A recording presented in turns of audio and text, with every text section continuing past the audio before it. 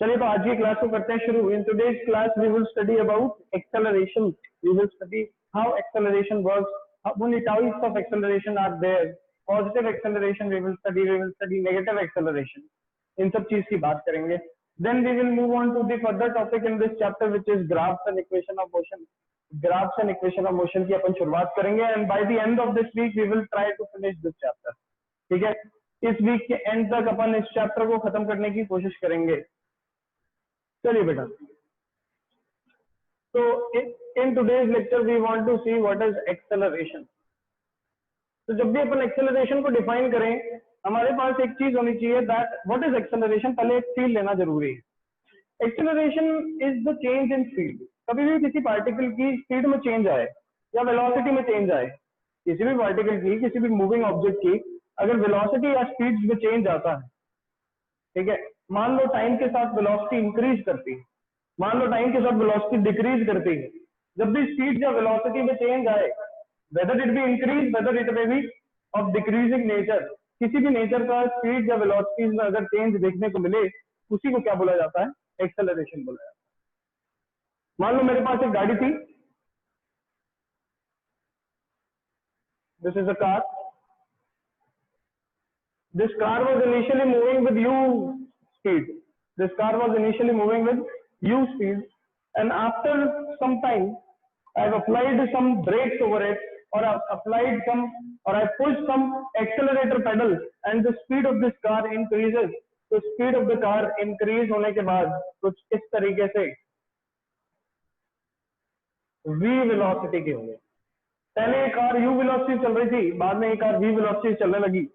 जितने टाइम में इस गाड़ी के अंदर स्पीड में या वेलोसिटी में चेंज आता है, उस टाइम को अपन मान लेते हैं कि time taken by car to change speed और वेलोसिटी इज टी। हम ये मान लेते हैं कि जो गाड़ी ने टाइम लिया है अपनी स्पीड को चेंज करने के लिए, अपनी वेलोसिटी को चेंज करने के लिए, वो कितना है? वो टी टाइम है। एंड इस टी टाइम में एक्सेलरेशन जो है, if we want to define acceleration, then acceleration A will be equal to final velocity minus initial velocity divided by time. क्या होगा बेटा एक्सेलरेशन? एक्सेलरेशन होगा final velocity minus initial velocity divided by time, and this is known as the rate of change of velocity.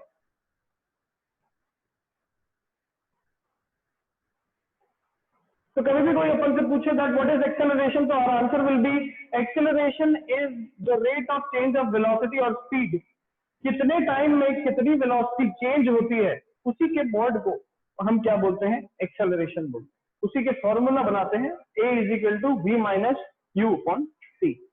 In this same formula we can also write the SI unit of this, and the SI unit of acceleration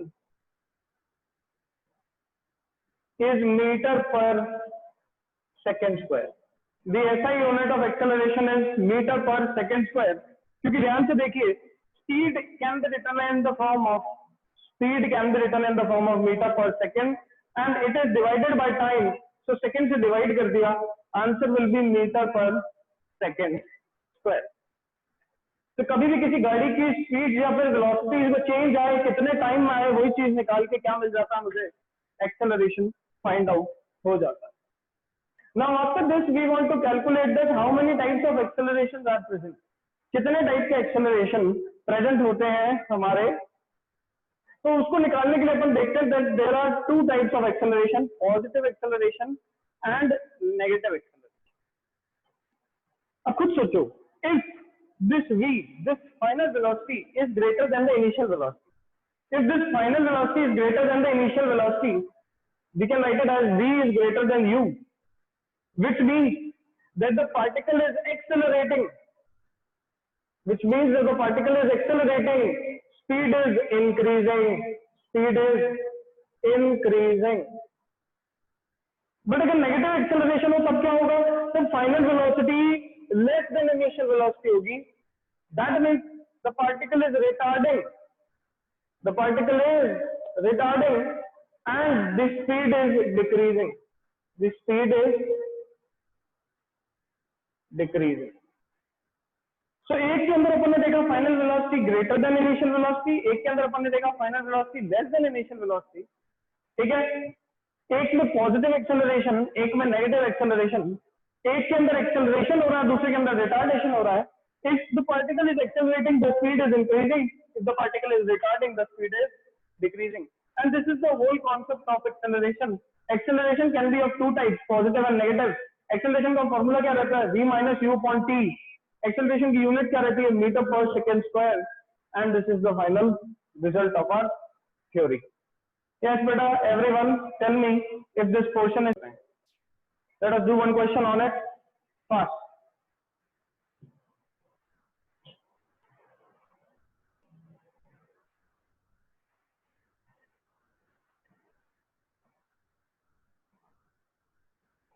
So we can write it as acceleration is equal to v minus u upon t. Now let us do one question. A car traveling with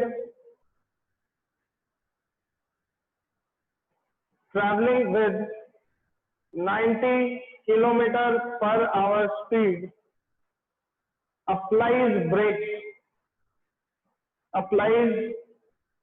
brakes and stops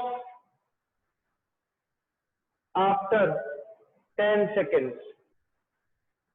Calculate the acceleration in meter per second square. फटाफट बताइए कैसे अपन इसको solve करेंगे first. And those students who have done this question you can please raise your hand first. I am waiting for everyone. See how we will calculate this type of answer. First of all, we will write all the given values. First of all, we will write all the given values. And the given value is initial velocity is 90 km per hour. So initial value u is equal to 90 multiplied by 5 by 18. The answer becomes 25 meter per second. That means the initial velocity of the particle is 25 meter per second. What will be the final velocity? देखिए question कह रहा है stop. Stop का मतलब क्या होता है? That the final velocity is 0. In how much time? In 10 seconds of time. So we can write t is equal to 10 seconds. Putting the value in acceleration, we will get a is equal to v minus u upon t.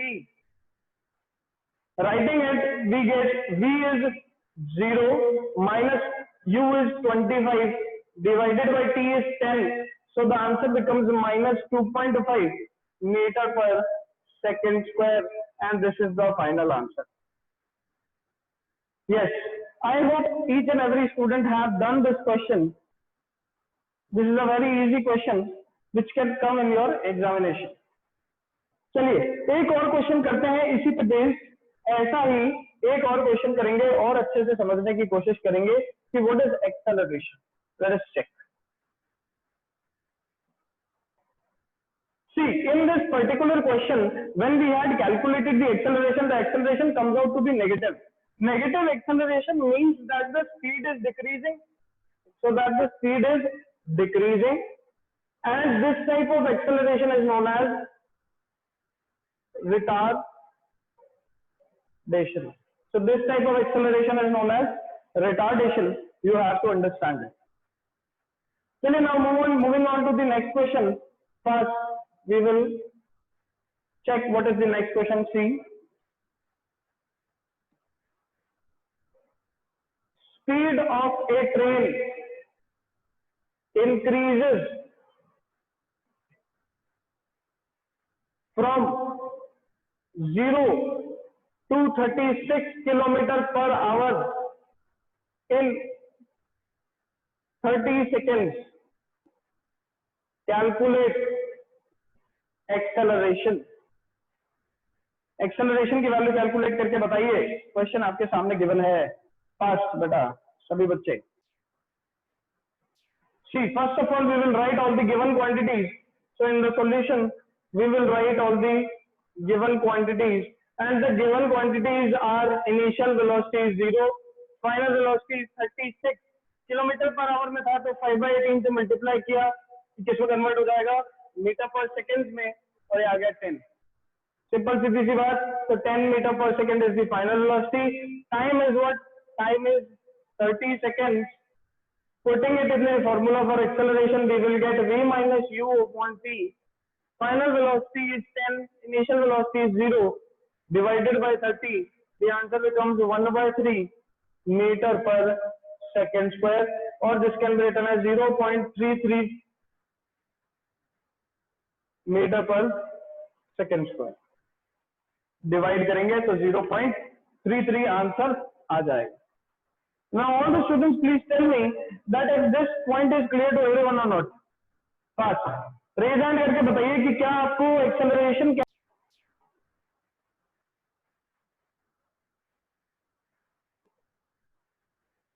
चलिए, now moving on to the graph portion. Now moving on to the graph portion. First of all, we will study about number first, which is distance time graph. क्या पढ़ेंगे अपन? Distance time graph. What is distance time graph? Distance time graph of any moving object says about the distance and time of the particle. Distance time graph किसी भी particle का मुझे इसके बारे में बताता है कि वो कितने टाइम में कितना डिस्टेंस ट्रैवल कर रहा है. पहले यहाँ पर अपन ने टाइम लिख दिया, यहाँ पर अपन ने डिस्टेंस लिख दिया. इस तरीके से मान लो, इस तरीके से मेरे पास ग्राफ था कुछ ऐसे, ये लो ऐसे. इस ग्राफ के अंदर अगर मैं वैल्यूज बनाना शुरू करूं तो this was 1 second, this was 2 second, 3 second, 4 second, this was 1 meter, this was 2 meter, this was 3 meter, and this was 4 meter. How we will calculate the slope? बेटा याद क्या रखना है? That slope of distance time graph, slope of distance time graph gives speed. Slope of distance time graph gives speed. Distance time graph का slope मुझे बेटा क्या देता है? स्पीड देता है. This we have to understand, this we have to learn. अब देखिए स्लोप निकालते कैसे हैं. मान लो मेरे को डिस्टेंस टाइम ग्राफ यहाँ पर गिवन था. We want to calculate the slope. First of all, let us check any 2 points on the curve. ये ग्राफ पे मैंने कोई भी 2 पॉइंट्स को सेलेक्ट कर लिया. ये मैंने अपनी मर्जी से एक पॉइंट ये सेलेक्ट किया और एक पॉइंट ये सेलेक्ट कर लिया. अब अपन क्या करेंगे? इन पॉइंट्स के कोऑर्डिनेट देखेंगे. तो इस पॉइंट का कोऑर्डिनेट देखो तो क्या निकल के आ रहा है? इस पॉइंट का कोऑर्डिनेट निकल के आ रहा है 2,2. ये सब देखो, टाइम भी 2 था, एक्स एक्सिस पे 2 था, वाई एक्सिस पे भी कितना था? 2. तो कोऑर्डिनेट कितना निकल के आया? 2,2. बी पॉइंट को जो सेलेक्ट किया इसका कोऑर्डिनेट कितना निकल के आया? 4,4. तो द कोऑर्डिनेट विल बी 4,4. फटाफट बताइए बेटा, यहां तक अपन को समझ में आया कि नहीं आया? फटाफट fast.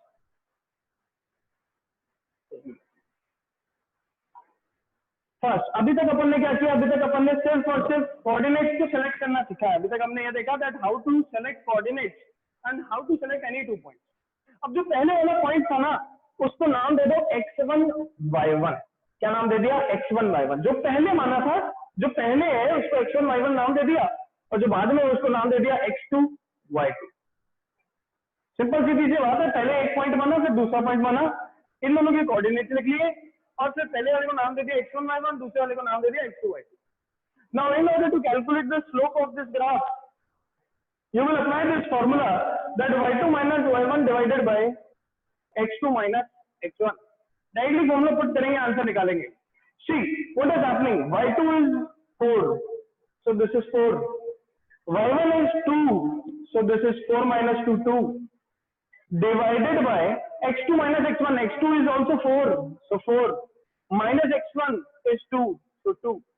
So this becomes 2/2, or we can say that slope becomes 1, and the slope of distance time graph gives speed. So this is 1 meter per second speed. Now अभी अपन ने क्या क्या देखा? अभी अपन ने ये देखा that how to calculate the slope of distance time graph. अगर मैं slope of distance time graph निकाल लूं तो slope of distance time graph gives us an idea about what is the speed of the moving particle. Moving particle की speed क्या रहती है ये मुझे स्लोप से पता चल जाता है। स्लोप निकालने के लिए मैंने कोई भी दो पॉइंट को सेलेक्ट किया, जो पहले वाला पॉइंट था उसको x1 y1 नाम दे दिया, जो दूसरा वाला पॉइंट था उसको x2 y2 नाम दे दिया। तो मेरे पास एक फॉर्मूला निकल के आता है, slope is equal to y2 minus y1 divided by x2 minus x1। y2 की जगह 4 रखा, y1 की जगह 2 रखा, ऐसे ही x2 की जगह 4 रखा और x1 की जगह 2 रखा। वैल्यू पुट किया, आंसर बिकम्स 2/2 और जो स्लोप की वैल्यू कितनी आई 1 मीटर पर second I, and this is the value of speed in this particular question. And in this particular object जो ये ग्राफ फॉलो करता था उसके अंदर ऑब्जेक्ट की स्पीड कितनी थी 1 मीटर पर सेकंड। अब देखो 1 मीटर पर सेकंड कांस्टेंट है। क्यों कांस्टेंट बोला मैंने? कांस्टेंट इसलिए बोला because the slope is not changing, the slope is same for each and every point. देखिए जो इंक्लिनेशन था वो सेम थे, अगर इंक्लिनेशन चेंज हो जाता तो स्पीड भी चेंज हो जाती। स्लोप सेम है इसीलिए स्पीड भी कांस्टेंट है, एंड कांस्टेंट स्पीड को अपन बोलते हैं यूनिफॉर्म मोशन। क्या बोलते हैं? Uniform motion. कांस्टेंट स्पीड को क्या बोला जाता है? यूनिफॉर्म मोशन बोला जाता है। Now if you want to talk about uniform motion, so अपने को एक चीज याद रखना है that the definition of uniform motion says कि अगर कोई भी पार्टिकल इक्वल डिस्टेंसेस चले इक्वल इंटरवल्स ऑफ टाइम, देखिए ध्यान से, यहाँ पर पार्टिकल 1 मीटर का डिस्टेंस ट्रेवल करता है in 1 second, in next 1 second the particle is on 2 metre distance, that means अगले सेकेंड में भी ये 1 मीटर ही चला होगा, थर्ड सेकेंड में भी ये 1 मीटर ही चला, फोर्थ सेकेंड में भी ये 1 मीटर ही चला। That means at each and every time interval it is travelling the same distance. ये पहले 1 मीटर में भी एक सेकेंड में 1 मीटर का डिस्टेंस ट्रैवल कर रहा था, दूसरे 1 सेकेंड में भी 1 मीटर का डिस्टेंस ही ट्रैवल कर रहा है, तीसरे में भी 1 मीटर का कर रहा है, चौथे में भी 1 मीटर का ही कर रहा है।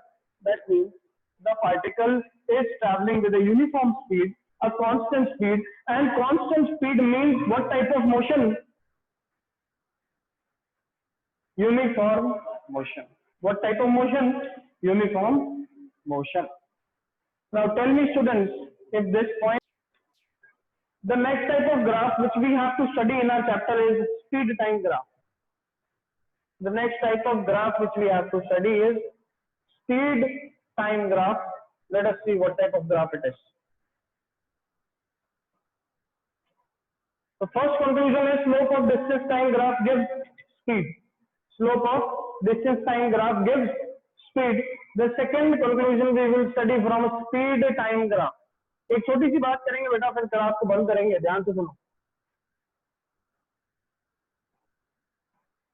स्पीड टाइम ग्राफ, ये मैंने इस तरीके से कुछ ग्राफ बनाया। ऑन दी वाई एक्सिस मैंने रखा speed, on the X axis मैंने रखा time. Speed is in metre per second, time is in second. ध्यान से देखना और समझना। अगर मैं ग्राफ को बना दूं ऐसा कांस्टेंट सीधा, which shows that at each and every point of time, her point पे, चाहे टाइम 1 सेकेंड हो, चाहे टाइम 2 सेकेंड हो, चाहे 3 सेकेंड हो, चाहे 4 सेकेंड हो, the speed is constant, the speed is constant. ठीक है, स्पीड क्या है? Constant. And this is the graph which shows us about that the object is moving with a constant speed. Object is moving with a constant speed. Object एक constant speed से चलता हुआ आ रहा है। दूसरी चीज इस ग्राफ से क्या पता चलती है? अगर ऑब्जेक्ट कांस्टेंट स्पीड से चल रहा है, so this graph is of uniform motion. ये ग्राफ किसका है बेटा? यूनिफॉर्म मोशन का है। This graph is of uniform motion. तो ये आज अपन ने 2 ग्राफ पढ़े। एक ग्राफ पढ़ा था डिस्टेंस टाइम ग्राफ, जिसके अंदर कुछ इस तरीके का था ग्राफ मेरे पास, और ये ग्राफ भी किसका था? यूनिफॉर्म मोशन का। एंड स्पीड टाइम ग्राफ अगर हॉरिजॉन्टल बन जाए तो ये वाला ग्राफ भी किसका होता है? यूनिफॉर्म मोशन का ही होता है। नाउ स्टूडेंट्स, फर्स्ट फटाफट जितने भी बच्चे क्लास के अंदर प्रेजेंट है, tell me that if you guys are having any doubt on this particular problem और नॉट।